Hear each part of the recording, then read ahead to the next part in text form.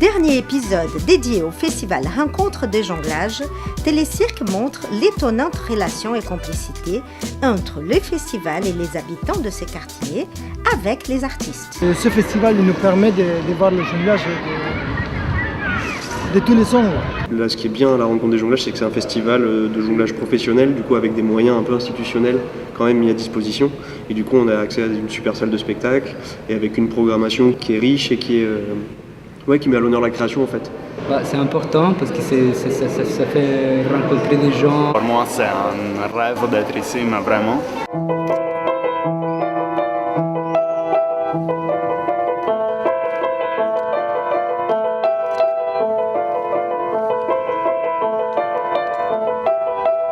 Dans cette connexion qu'on a, c'est du jeu, on cherche vraiment cette complicité qu'on a déjà entre nous et on la remet vraiment sur le plateau et on en joue. On va pas dans les extrêmes mais on essaye de naviguer au maximum dans notre complicité partout où on peut aller et on essaie de jouer au maximum et de se divertir.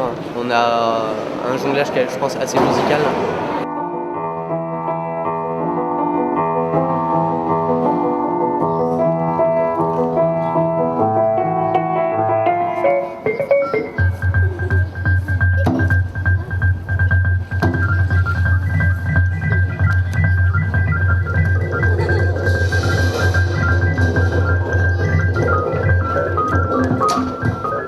Copyleft parle d'une technique d'improvisation que je nommais copyleft, qui part de la base de que tout geste qu'on peut faire dans l'improvisation, il peut être utilisé par quelqu'un d'autre. Ça vient d'une technique de danse que je pratique depuis 8 ans.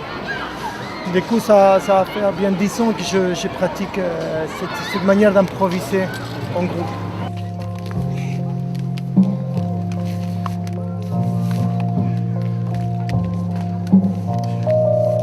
Tous les ans, c'est mieux. Les gens étaient venus pour ouvrir et faire quelque chose ensemble.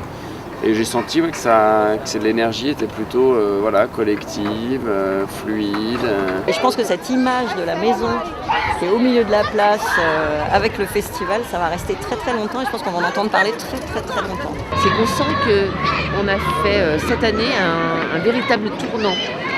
C'est-à-dire qu'au niveau de la fréquentation, de tous les publics, on sent, quand on regarde un peu sur la place de la Fraternité, on sent qu'il y a cette mixité et c'est cette mixité que je souhaite.